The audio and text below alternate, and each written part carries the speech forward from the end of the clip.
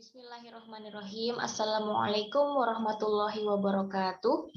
Teman-teman mahasiswa Fakultas Syariah, Prodi Hukum Keluarga Islam. Pada kesempatan kali ini kita akan membahas tentang konsep doror dalam usul fiqh ya. Jadi ini masih berkaitan, materi ini masih berkaitan dengan materi minggu lalu tentang maqasidus syariah atau tujuan-tujuan syariat. Jadi masih berkaitan bahwa tujuan syariat itu kan adalah mendatangkan kemaslahatan dan menghilangkan kemafsadatan atau kerusakan. Nah, doror ini adalah kondisi di mana seseorang itu terpaksa melakukan sesuatu yang diharam, sesuatu yang dilarang ketika dia dalam keadaan terpaksa, sebagai upaya untuk menjaga atau menghilangkan kerusakan, misalnya untuk keselamatan jiwa dan lain sebagainya. Nah, ini akan kita bahas secara lebih detail lagi pada kesempatan kali ini. Jadi masih berkaitan dengan materi minggu lalu ya tentang maqasidus syariah. Baik, kemudian mungkin selanjutnya adalah ke definisi ya. Apa sih doror itu? Definisi secara pertama mungkin secara etimologi atau secara kebahasaan. Secara etimologi, doror itu doror atau doruroh itu berasal dari kata doro yudoru dororun, yang artinya itu sesuatu yang dibutuhkan, sesuatu yang dibutuhkan atau kebutuhan yang sangat mendesak. Jadi kebutuhan atau kesulitan yang berlebihan, itu secara bahasa ini ya, dari kata doro, yudoru, dororun. Kemudian secara terminologi atau secara istilah ini kemudian ada secara garis besar itu ada dua definisi ya. Kalau ulama mazhab yang 4 gitu ya, Hanafiyah, Syafi'iyah, Malikiyah, dan Hambali itu mendefinisikan darurat itu sebagai keadaan di mana seseorang diperbolehkan mengkonsumsi makanan haram ketika dalam kondisi terdesak dan mengancam keselamatan jiwa. Nah, darurat di sini hanya berkaitan dengan persoalan konsumsi saja. Jadi hanya soal konsumsi saja, makan makanan yang haram dalam kondisi mendesak, kondisi terdesak, kondisi terpaksa begitu ya.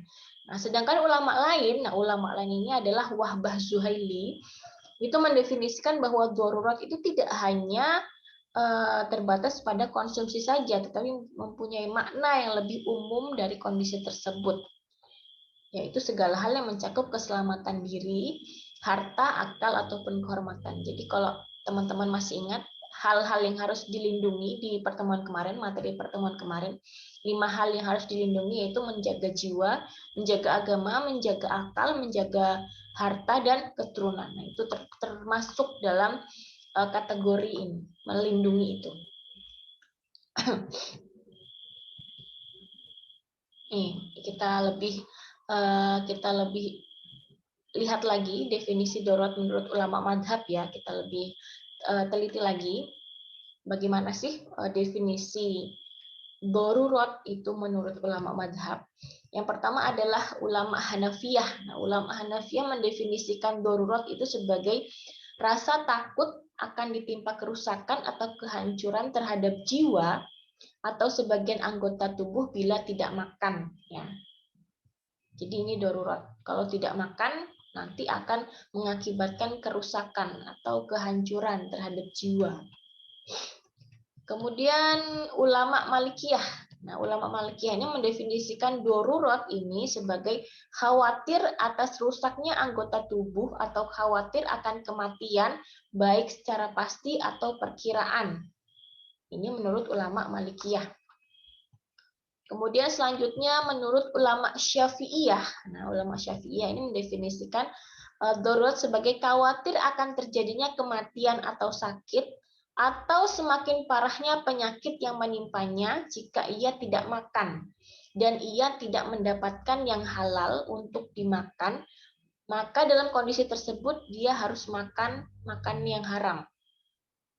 Jadi kalau misalnya seseorang itu khawatir dia akan meninggal, mati ya kalau tidak makan makanan itu. Jadi tidak ada makanan lain selain makanan yang haram itu, misalnya hanya ada bangkai, misalnya hanya ada binatang yang mati tanpa disembelih misalnya. Kemudian dia takut dia mati karena tidak memakan itu, maka itu adalah termasuk dalam kondisi darurat menurut ulama Syafi'iyah. Kemudian selanjutnya ulama Hambali mendefinisikan darurat itu sebagai darurat yang membolehkan seseorang makan yang haram adalah darurat yang dikhawatirkan akan membuat seseorang binasa jika ia tidak mengkonsumsi yang haram. Nah, ini sama saja ya, kurang lebih dari keempat definisi yang diutarakan oleh ulama madhab yang empat ini kurang lebih sama ya. Cakupan darurat itu hanya sebatas konsumsi saja, hanya sebatas memakan makanan yang haram jika terpaksa, begitu ya. Jika tidak ada jalan lain lagi untuk menjaga keselamatan jiwa, maka dia makan yang haram. Nah, itu jadi cakupannya hanya makanan saja, hanya konsumsi saja. Jadi keempat ulama madhab ini. Lalu kemudian Wahbah Zuhaili ini ulama termasuk ulama kontemporer ya. Jadi Wahbah Zuhaili ini ulama yang lahir pada sekitar tahun 1932 ya. Jadi ulama-ulama kontemporer yang lahir belakangan itu, yang dia lahir di Suriah, kemudian pada abad ke-20 itu meninggal ya. Jadi dia ini terkenal sebagai ulama ahli fikih dan juga tafsir. Jadi dia ulama kontemporer yang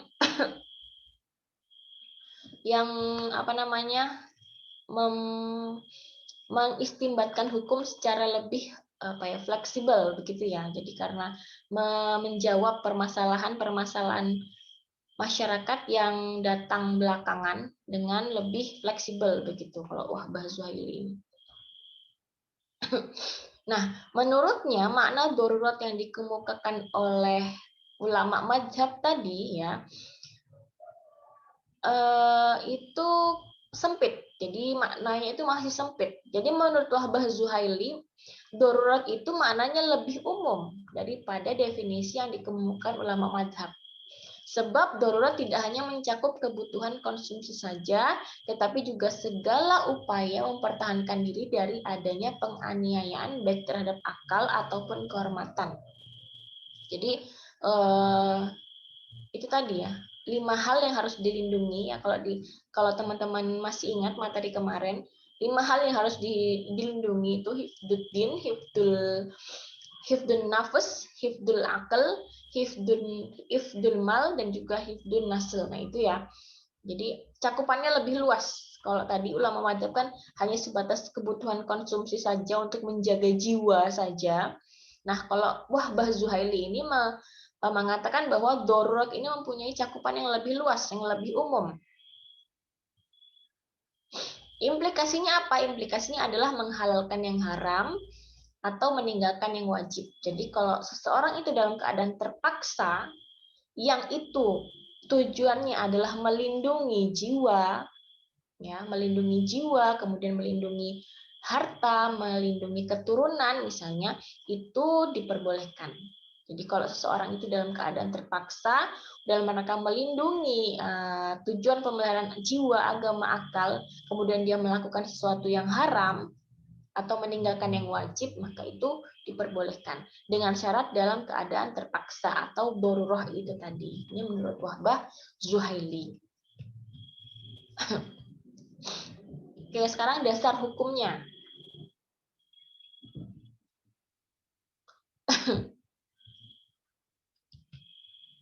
Dasar hukumnya yang pertama di Quran Al-Baqarah surat Al-Baqarah ayat 173 ya. A'udzubillahi minasyaitonirrajim. Bismillahirrahmanirrahim. Innama harrama 'alaikumul maitah waddama wal hamal khinzir wa ma uhilla bihi li ghairillah wa man ittara ghairu bagin wala adin fala itsma alaih. Ini mungkin teman-teman sudah familiar ya dengan ayat ini ya. Ini ayat pembolehan pembolehan memakan bangkai juga daging babi dalam keadaan terpaksa ini. Inna maharrama alaikumul maitah, sesungguhnya kami mengharamkan bagi kamu al-maitah, bangkai, waddama wal hamal hinzat, dan darah, dan juga daging babi, wa ma uhilla bihi ligairillah, dan yang disembelih tanpa menyebut nama Allah, itu haram ya. Famaniturra ghairu bagin wala isma'a. Famaniturra ghairu bagin wala adin fala isma alaih. Tetapi barang siapa yang kemudian terpaksa karena itu tadi mengancam keselamatan jiwanya dan dia tidak menginginkan hal itu, wala adin, dan tidak berlebih-lebihan akan hal itu, wala isma alaihi, maka tidak ada dosa baginya. Ini dasar hukumnya ya. Kemudian ada juga di Quran surah Al-Maidah ayat 3, ini kurang lebih sama ya redaksinya ya. Famanil turra fi mahmasatin ghairu mutajanifin li ismin fa innallaha ghafurur rahim. Ini kurang lebih sama ya redaksinya ya. Jadi barang siapa famaniturra fi mahmasatin, barang siapa yang terpaksa karena kelaparan, ghairu mutajanifin li ismin, kemudian dia berbuat dosa, ghairu mutajanifin li ismin, fa innallaha ghafurur rahim, maka Allah adalah Maha Pengampun. Kemudian selanjutnya ada di Quran surat Al-An'am ayat 145. Ini juga kurang lebih sama ya. Di sini.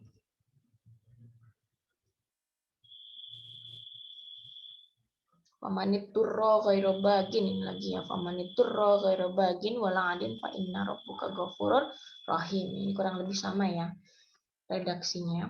Kemudian dasar hukum hadis. Jadi ada suatu riwayat dari Jabir bin Samrah bahwa ada sebuah keluarga. Nah, keluarga itu menghuni sebuah rumah ya, dalam keadaan kekurangan makanan.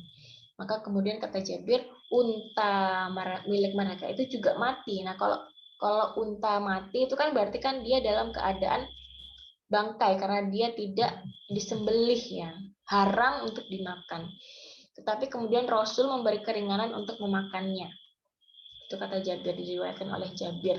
Dan disebutkan Jabir pula bahwa karena makan unta itu mereka dapat bertahan selama musim dingin itu, musim kelaparan itu. Jadi ini dalilnya ya, bahwa ketika terpaksa, ketika kekurangan makanan itu maka diperbolehkan. Atau misalnya juga ada diriwayatkan ketika zaman Umar bin Khattab itu ada seorang budak yang mencuri unta milik majikannya. Nah, itu kan mencuri itu kan haram ya. Mencuri itu kan perbuatan yang dilarang. Tetapi kemudian oleh Khalifah Umar dimaafkan. Karena apa? Karena ternyata budak ini mencuri unta karena dia kelaparan. Malah majikannya ini malah yang diberi hukuman karena membiarkan budaknya ini sampai kelaparan atau paceklik ya.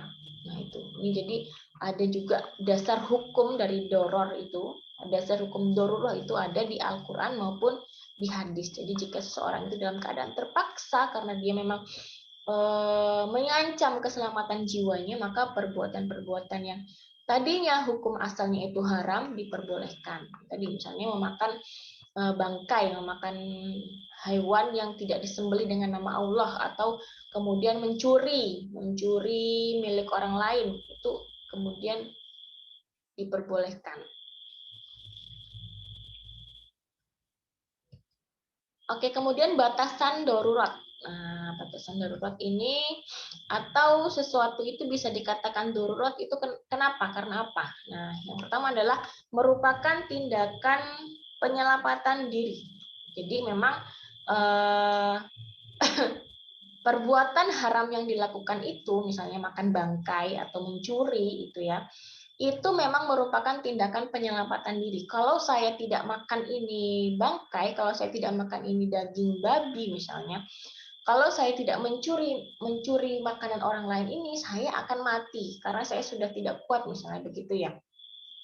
Jadi karena kekhawatiran yang mendalam bahwa jika tidak dilakukan itu akan menimbulkan kerusakan salah satu dari bagian anggota tubuh ataupun juga menyebabkan kematian. Nah, padahal kan 5 hal tadi yang dilindungi. Yang pertama adalah yang kita tahu bahwa adalah harus menjaga jiwa. Ini kan makosid syariah yang harus dijaga. Jadi itu. Jadi yang pertama harus merupakan tindakan penyelamatan diri.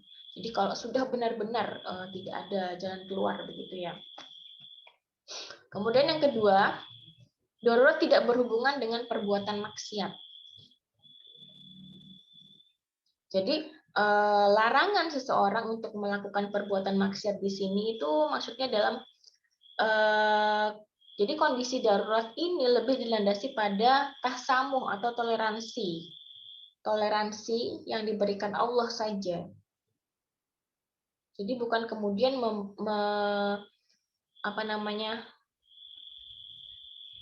bukan kemudian lantas menghalalkan perbuatan maksiat, tidak juga ya. Jadi hanya sebatas dilandasi oleh toleransi atau tasamuh dan rukhsah dispensasi karena dalam kondisi terpaksa begitu. Jadi misalnya mencuri ya, misalnya begini. Misalnya dia ini kelaparan, tidak punya makanan. Kemudian dia mencuri makanan orang lain. Ya tidak kemudian mencuri semuanya, tidak kemudian mencuri, hanya mencuri sedikit saja yang sekiranya bisa membuat dia bertahan dan tidak meninggal, begitu ya, kira-kira contohnya. Jadi ya tidak kemudian mencuri lalu mencuri semuanya, dicuri berasnya, dicuri, kemudian makanan-makanan pokoknya dicuri, atau kemudian barang-barang yang di rumah orang tersebut juga dicuri. Tidak juga seperti itu ya. Jadi hanya sebatas untuk menghilangkan kelaparannya itu saja, begitu.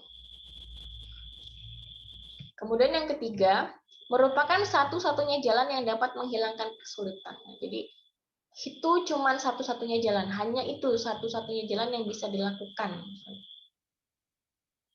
Misalnya di tengah hutan tidak ada makanan, misalnya hanya ada babi misalnya.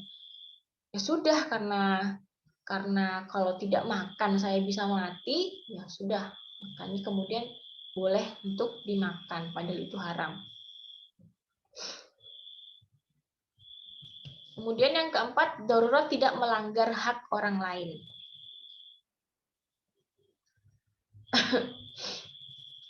Darurat tidak melanggar hak orang lain. Ini maksudnya adalah jangan sampai kemudian tadi contohnya mencuri tadi ya, mencuri makanan yang sama-sama milik orang yang juga lapar. Nah, itu kan melanggar ya. Itu kan melanggar hak orang lain juga. Kita lapar tapi kita mencuri orang yang juga kelaparan, mencuri barang orang yang kelaparan. Nah, itu tidak diperbolehkan. Kemudian yang kelima, kerusakan yang timbul akibat meninggalkan perbuatan yang dilarang itu lebih besar daripada kerusakan yang timbul karena melakukannya. Itu ya. Jadi kerusakan yang timbul akibat meninggalkan perbuatan yang dilarang itu lebih besar daripada kerusakan yang timbul karena melakukannya. Itu tadi ya, sudah saya jelaskan tadi contohnya. Oke, keadaan darurat. Apa saja sih kategori yang keadaan yang dikatakan darurat itu? Yang pertama adalah darurat makanan dan pengobatan.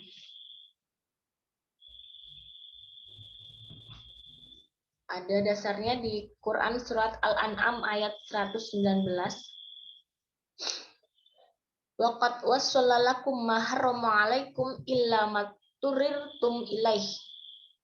Dan Allah telah menerangkan apa yang diharamkan atasmu illa ma turirtum ilaih, kecuali yang kamu terpaksa memakannya. Itu ada di Quran surat Al-An'am ayat 119 ya.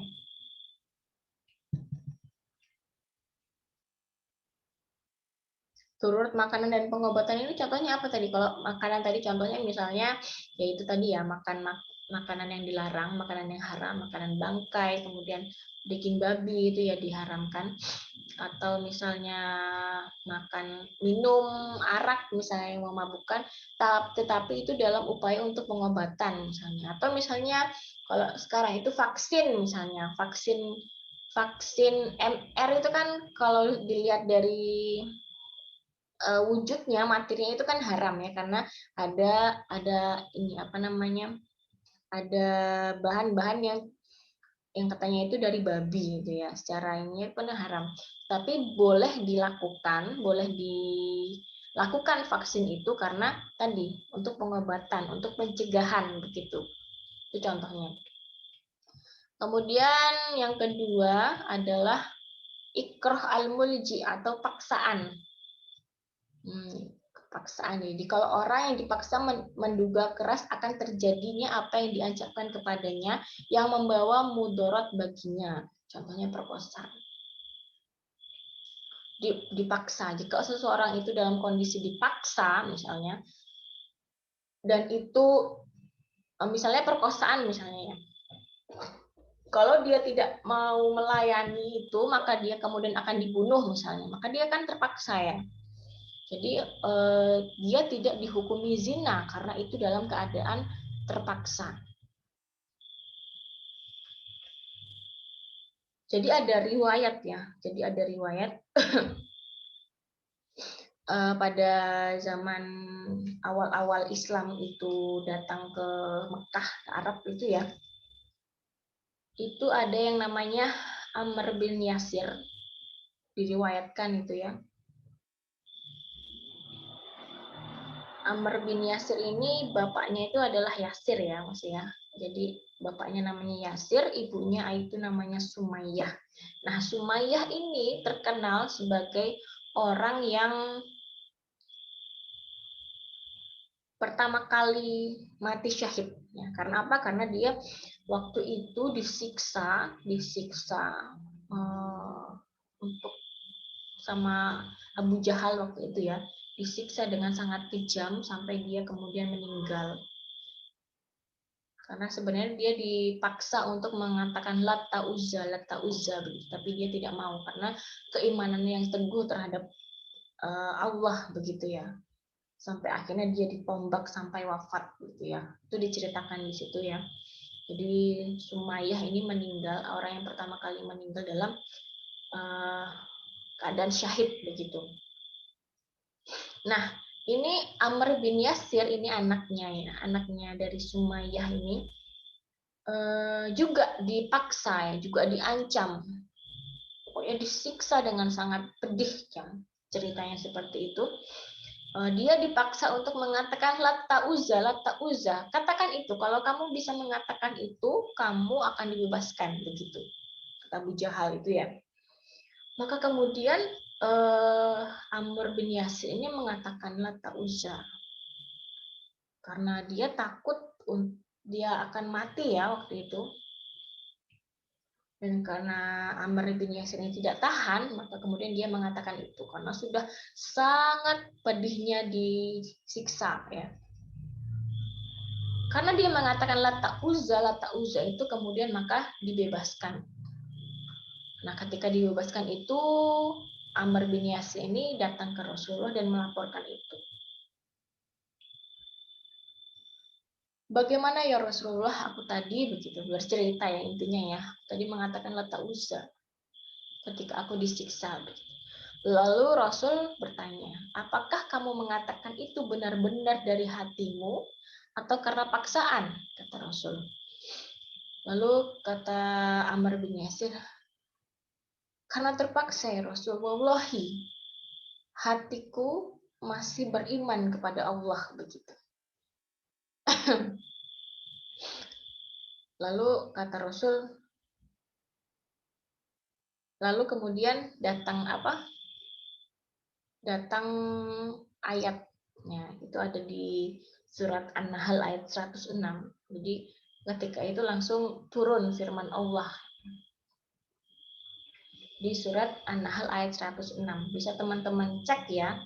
Itu jadi ini adalah kisah atau asbabun nuzul dari ayat ayat tersebut, surat An-Nahl ayat 106.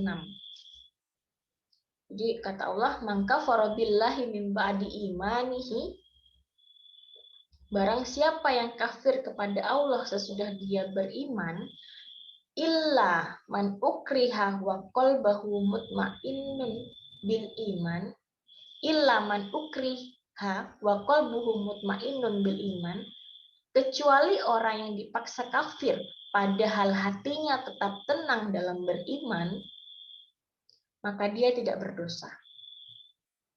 Walakin man syarruha bil kufri sadran, akan tetapi orang yang melapangkan dadanya bil kufri sadran, untuk kekafiran, fa alaihim ghadabun minallah, maka baginya kemurkaan Allah, walahum adabun adim, dan baginya pula adab yang sangat besar. Nah, jadi ini ya, ini asbabun nuzul dari An-Nahl ayat 106 ini. Teman-teman bisa cek ya.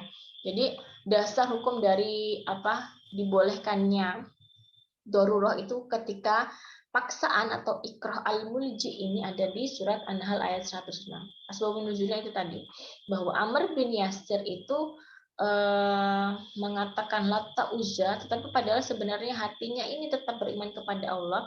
Dia mengatakan itu karena dia takut, khawatir akan keselamatan jiwanya. Nah, ini ada rukhsah ya dari Allah ya, jika dalam keadaan terpaksa. Nah, tapi jikapun misalnya orang tersebut tetap kekeh dengan imannya dan tidak mau mengatakan Lata Uzza, maka kemudian dia mati atau wafat, maka dia wafat dalam keadaan syahid. Tapi jika tidak tahan, ya tidak apa-apa. Ini ada rukhsah dari Allah ya, seperti Ammar bin Yasir ini tadi. Asalkan hatinya itu tetap beriman kepada Allah. Kemudian yang ketiga, darurat nisyan atau lupa. Jadi ada nisyan itu lupa ya. Ini Jadi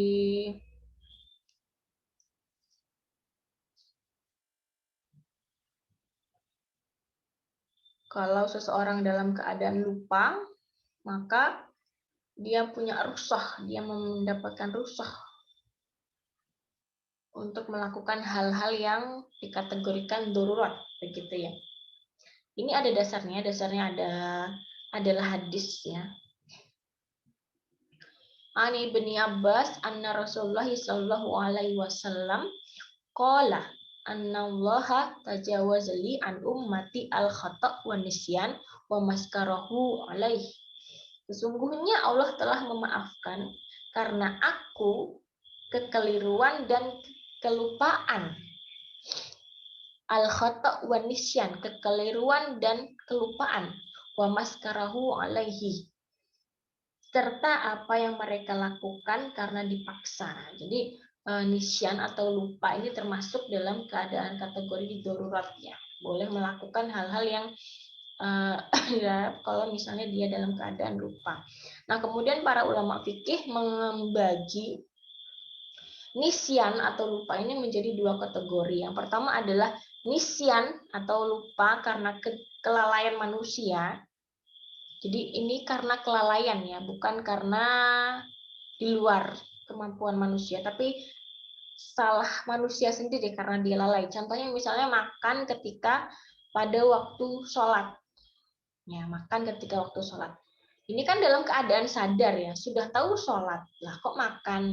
Itu kan lalai, ini kan berarti lalai manusianya. Jadi lupa atau nisyan yang termasuk dalam kategori ini adalah yang dipandang sebagai bukan uzur. Jadi ini bukan uzur syar'i. Kalau nisyan yang seperti ini. Jadi karena ini kelalaian manusia. Lalu yang kedua adalah kelupaan yang terjadi bukan karena faktor kelalaian. Jadi ini di luar kemampuan manusia. Lupa, memang benar-benar lupa. Ya, bukan karena lalai. Contohnya makan ketika puasa, sama-sama makan ya. Tapi kalau makan ketika puasa, ini kan di luar kemampuan kita. Karena apa? Karena makan itu sendiri adalah tabiat manusia ya. setiap hari kita makan. Nah, ketika berpuasa dalam rentang waktu yang lama itu, terkadang kita tidak, karena tidak ada yang mengingatkan ya, karena tabiat kita makan, ya sudah, bisa saja kita lupa. Berbeda halnya dengan sholat tadi.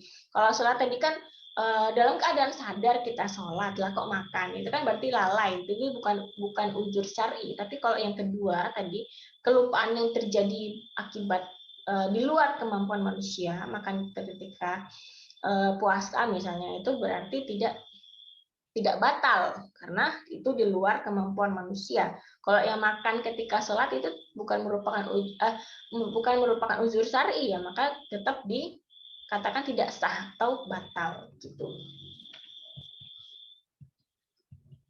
Kemudian yang keempat, darurat al-jahal. Jahal itu bodoh, ketidaktahuan akan hukum Islam. Jadi kalau orang tidak tahu atau bodoh terhadap hukum Islam itu juga dikategorikan dalam keadaan darurat. Namun di sini ada pengecualian. Jadi la yuqbalu fi daril Islam al-udzur bi jahlil ahkam. Jadi tidak diterima kejahilan atau ketidaktahuan hukum kepada seseorang yang hidup di negara Islam. Ya, karena kalau mereka itu tahu, mereka itu hidup di negara yang mayoritas Muslim, misalnya negara Islam, dan dia itu dewasa, misalnya sudah dewasa, juga berakal, gitu ya, itu dinilai mampu mencari tahu tentang hukum-hukum syariat, baik itu dia mencari tahu sendiri ataupun menanyakan kepada ahlinya. Jadi tidak ada uzur syar'i pada itu, karena seharusnya dia mampu, karena dia apa? Karena dia berakal, karena dia dewasa dan juga berakal, seharusnya tahu, gitu ya. Beda halnya dengan orang mereka yang memang tidak tersentuh sama sekali dengan Islam, gitu. Ini ya tadi keadaan-keadaan darurat, ada darurat makanan dan pengobatan, ikrah al-mulji atau paksaan, kemudian nisyan dan juga jahal. Nanti juga ada darurat safar atau perjalanan, itu juga ada. Teman-teman bisa baca sendiri ya. Kemudian boleh tidaknya darurat dilihat dari segi kepentingan. Nah, ini juga penting ya untuk kita tahu kepentingan manusia, tingkatan-tingkatannya. Kenapa harus tahu? Yaitu untuk mengetahui kebolehan melakukan darurat. Maka kepentingan manusia akan dibagi menjadi 4. Jadi untuk mengetahui kebolehan. Jadi ini dalam level mana begitu ya. Yang pertama, yang paling utama adalah level darurat. Jadi darurat ini merupakan puncak kepentingan manusia. Jika tidak dilaksanakan, maka akan mendatangkan kemafsadatan. Jadi kondisi ini memperbolehkan segala yang dilarang dan diharamkan. Puncak kepentingan manusia itu apa? Menjaga jiwa tadi.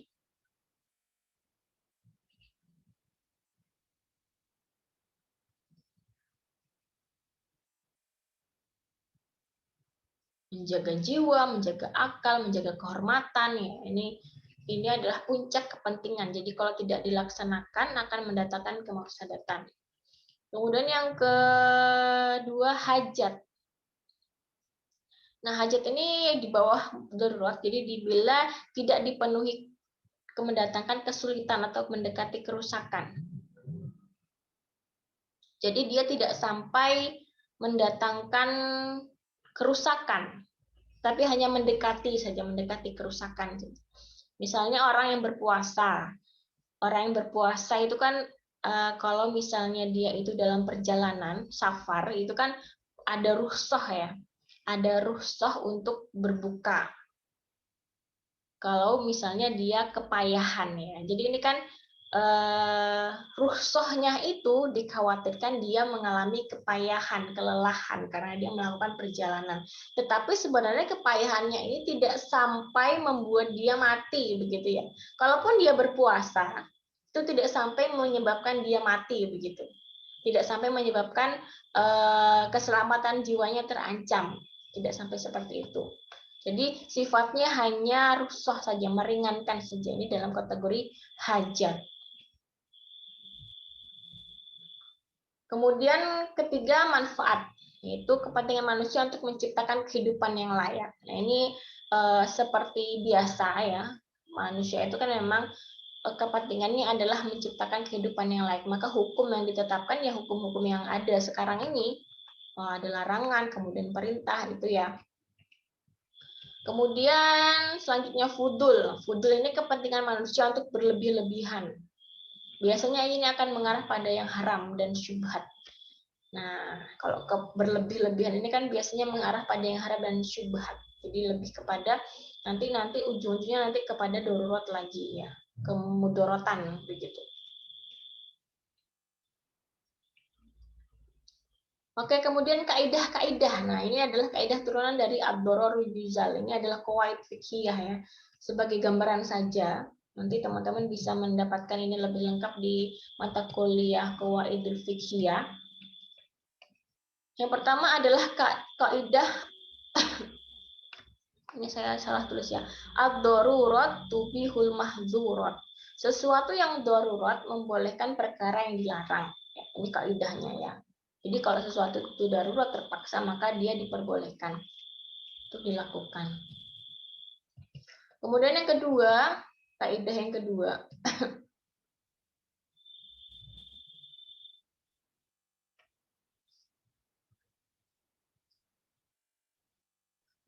Kaidah yang kedua adalah ad-daf'u aula minar raf'i. Mencegah lebih utama daripada menghilangkan. Ini saya salah ketik ini ya. Kurang ininya. Ad-daf'u aula minar raf'i. Mencegah lebih utama daripada menghilangkan. Contohnya misalnya vaksin. Nah, vaksin ini juga mengikuti kaidah ini. Ad-daf'u aula minar raf'i. Mencegah. Jadi vaksin itu kegiatan vaksin itu dilakukan karena untuk mencegah daripada penyakit begitu ya, maka kemudian diperbolehkan. Kemudian yang ketiga, kaidah yang ketiga, daf'ul mafasid muqaddam ala jalbil masolih. Menghindarkan kerusakan diutamakan daripada mendatangkan kemaslahatan. Menghindar kerusakan diutamakan daripada mendatangkan kemaslahatan. Jadi kalau misalnya ada dua perkara misalnya, maka yang lebih diutamakan adalah menghindarkan kerusakan daripada mendatangkan kemaslahatan. Contohnya misalnya aborsi pada korban perkosaan. Ya.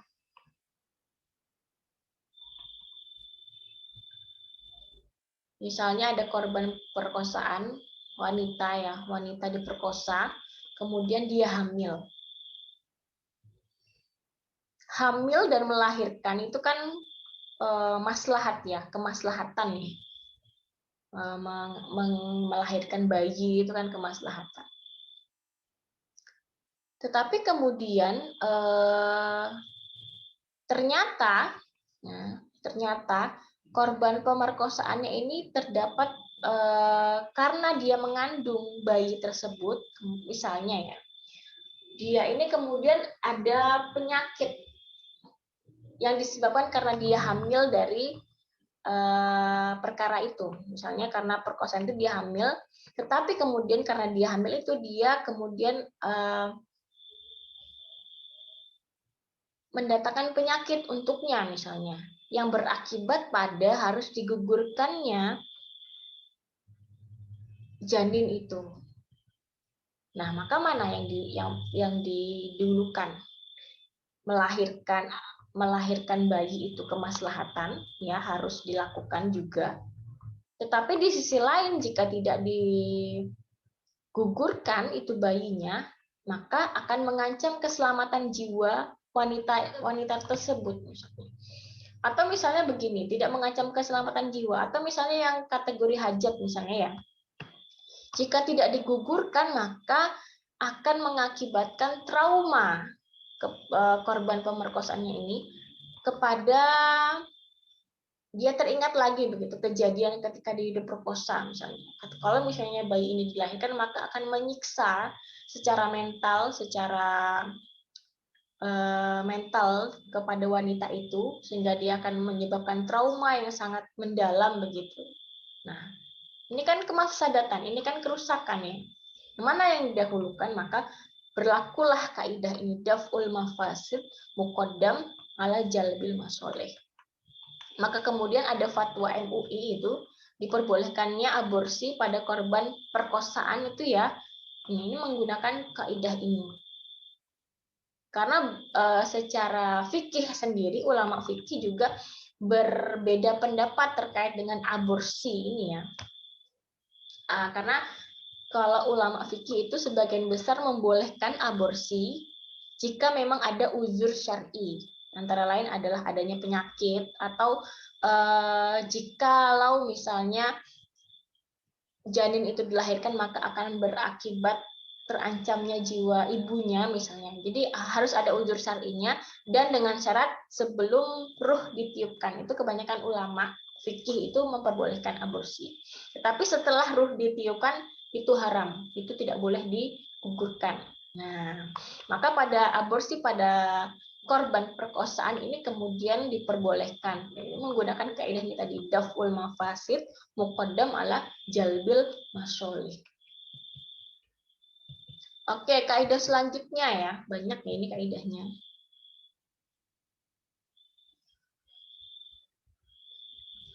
Ma'ubi halid daruroh tukdaru biqadariha. Apa saja yang dibolehkan karena mudarat diukur menurut kadar kemudaratannya. Ya, jadi yang diperbolehkan itu ya sudah sesuai dengan kadar kemudaratannya. Misalnya saja pemeriksaan dokter dalam rangka pengobatan itu ya, yaitu hanya area pengobatan saja. Misalnya kalau misalnya melahirkan misalnya sudah area jalan lahir itu saja, tidak yang lainnya, tidak kemudian dibuka semuanya, tidak. Jadi dokter diperbolehkan melihat aurat perempuan itu sekedar yang diperlukan untuk pengobatan saja begitu.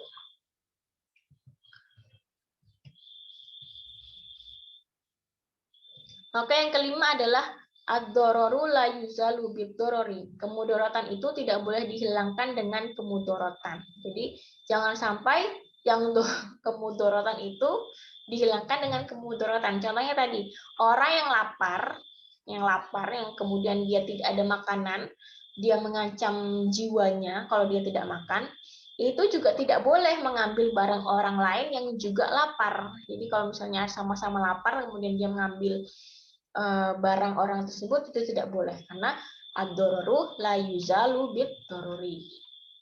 Itu ya. Kemudian hikmah. Apa sih hikmah dari adanya konsep darurah dalam Islam ini? Yaitu yang pertama adalah sebagai upaya menghilangkan kesempitan. Jadi ini betapa murah hatinya Allah ya. Rusak. Jadi jika seseorang dalam keadaan terpaksa, maka diperbolehkan melakukan hal-hal yang dilarang. Begitu. Sebagai upaya untuk menghilangkan kesempitan atau sebagai upaya untuk menjaga yang lima itu tadi ya. Kemudian yang kedua sebagai bentuk keadilan. Nah, di sini Allah adil ya. Jadi kalau terpaksa tidak bisa makan selain yang haram misalnya, maka diperbolehkan. Kemudian yang ketiga juga menandakan fleksibilitas hukum Islam. Jadi, yakni untuk mengcounter perkembangan dan perubahan masyarakat yang pastinya selalu memunculkan masalah baru. Jadi, kaidah ini juga bisa dipakai untuk mengcounter masalah-masalah baru yang terjadi di masyarakat. Contohnya tadi misalnya korban aborsi untuk korban pemerkosaan. Kemudian ada fatwa MUI itu yang membolehkan ya. Dilihat dengan dalil dengan kaidah darurat itu tadi. Baik, mungkin itu saja yang bisa saya sampaikan. Semoga bisa dicerna dengan baik ya. Jika ada pertanyaan bisa ditanyakan saja ke saya. Terima kasih, semoga bermanfaat. Wassalamualaikum warahmatullahi wabarakatuh.